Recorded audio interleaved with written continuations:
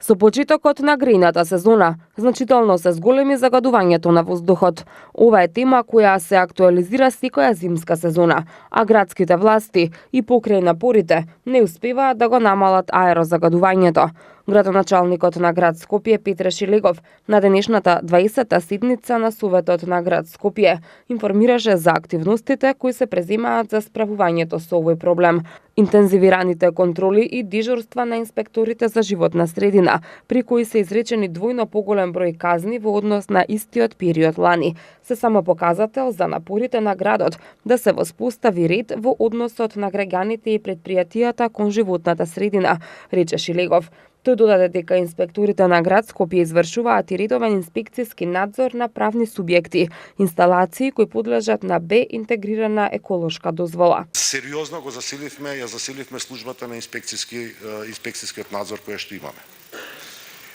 Имаме малку отпор од вработените, тоа ви кажувам, бидејќи комуналните редари и комуналните инспектори биле малку на поинакви навики работни, навикнати од она што сега го барам и јас како градоначалник, меѓутоа и раководителот на инспекцијскиот надзор на инспекцијскиот сектор од нив. Сите редари, сите комунални инспектори се опремени со GPS-и, за да не ни се случува дека овде кога ќе се регистрираат Сабајле во 8:30 кога ќе дојде на работа и после тоа не знаеш каде е бидејќи му е теренска работата. Вршивме сериозно зголемување на инспекцијскиот надзор во изминатиот период. Ви давам една компаративна бројка, само во текот на септември 2018 година се извршени 190 контроли. 190 контроли, од кои што 132 записника се изготвени, 132 мандатни казни. Зборувам инспекцијски надзор кој што се однесува и на капацитетите на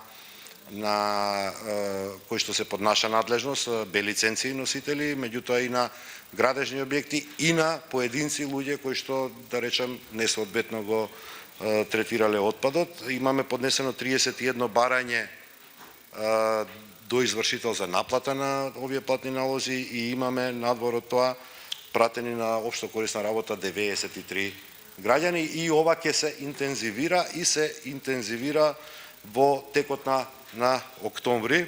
Извршени се контроли и на градилиштата, како едни од најголемите причинители на загадувањето на воздухот. Еколошките автобуси, субвенциите за обука на оджачари и чистењето на оджаци, како и гасификацијата, се исто така дел од адутите кои градот ќе ги употреби против загадувањето. Превземавме действие овде, знаете сами го основавме градски енергетски системи како предпријатие кое што треба да се бави со два сегмента. Едниот сегмент е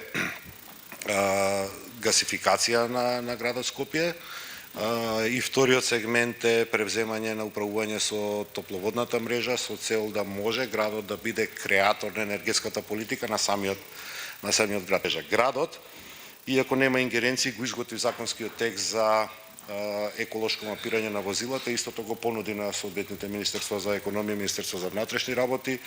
Кажав, мислам, на една од седниците дека тоа е во владина процедура и очекувам дека собранието консензуално ќе донесе еден таков закон. Идејата е да знаеме кои од возилата во колка мера го загадуваат сообраќајот, го загадуваат воздухот кога се во сообраќај, меѓутоа да се даде и административна можност на градската управа или градоначалникот да врши редукција на сообраќај на определен вид на возила кои што го загадуваат. Тоа ние како град влеговме во циклус на обнова на флотилата на јавното сообраќајно предпријатие и во теке постапката, мислам дека ја напоменав, за набавка на автобуси на газ, кои што очекувам дека во втората половина на наредната година веќе ќе бидат дел од флотилата на градските. На седницата на Советот на град Скопје, на која најголем интерес предизвикаа прашањата околу загадувањето на воздухот, беше изгласана и одлука за отстапување на нафтени деривати на јавното предпријатие Македонија Пат и на општина Кратово.